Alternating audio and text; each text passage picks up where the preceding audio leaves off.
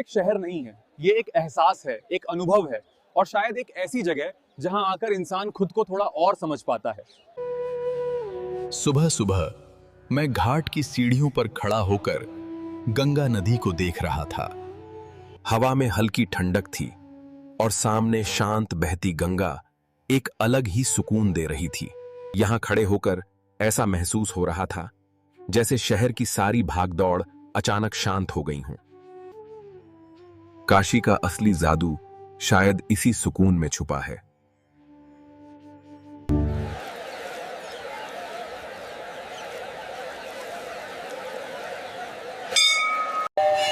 जैसे ही सूरज उगता है, घाटों पर जीवन जागने लगता है। कुछ लोग गंगा में नहा रहे हैं, कुछ योग कर रहे हैं और सुबह सुबह मैं घाट की सीढ़ियों पर खड़ा होकर गंगा नदी को देख रहा था। हवा में हल्की ठंडक थी और सामने शांत बहती गंगा एक अलग ही सुकून दे रही थी। इसके बाद मैंने गंगा में नाव की सवारी करने का फैसला किया। पानी में सूरज की सुनहरी रोशनी चमक रही थी। ये नजारा सच में किसी फिल्म के सीन जैसा लग रहा था। जैसे जैसे सूरज ऊपर चढ़ रहा था, घाटों पर जिंदगी भी जागने लगी। कुछ लोग गंगा में स्नान कर रहे थे, कुछ योग कर रहे थे और कई साधु शांत बैठकर ध्यान कर रहे थे।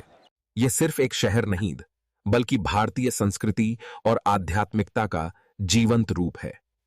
काशी की असली खूबसूरती सिर्फ घाटों में ही नहीं, बल्कि इन पुरानी गलियों में भी छुपी है। इन संकरी गलियों में चलते हुए हर मोड़ पर कोई ना कोई मंदिर मिल जाता है। रंग बिरंगे घर, पूजा की घंटियों की आवाज और लोगों की आस्था पेश, यही है काशी की असली पहचान। मैं पहुंचा काशी के सबसे प्रसिद्ध घाट, दाशाश्वमेध घाट। यहाँ का माहौल बिल्कुल अलग था। गंगा नदी धीरे धीरे बह रही थी और सूरज की रोशनी में पूरा घाट चमक रहा था। यहीं से काशी की असली ऊर्जा महसूस होती है।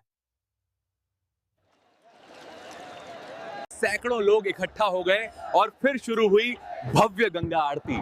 ये अनुभव शब्दों में बयां करना मुश्किल है। वातावरण मंत्रों और घंटियों की आवाज से गूंज रहा था। करती है। सुबह की शुरुआत काशी में एक कप चाय के बिना अधूरी लगती है। घाट की सीढ़ियों पर बैठकर जब गंगा नदी को देखते हुए चाय की चुस्की लेते हैं तो एक अलग ही सुकून महसूस होता है। सूरज की सुनहरी रोशनी गंगा के पानी पर चमक रही थी और चारों तरफ एक शांत और आध्यात्मिक माहौल था।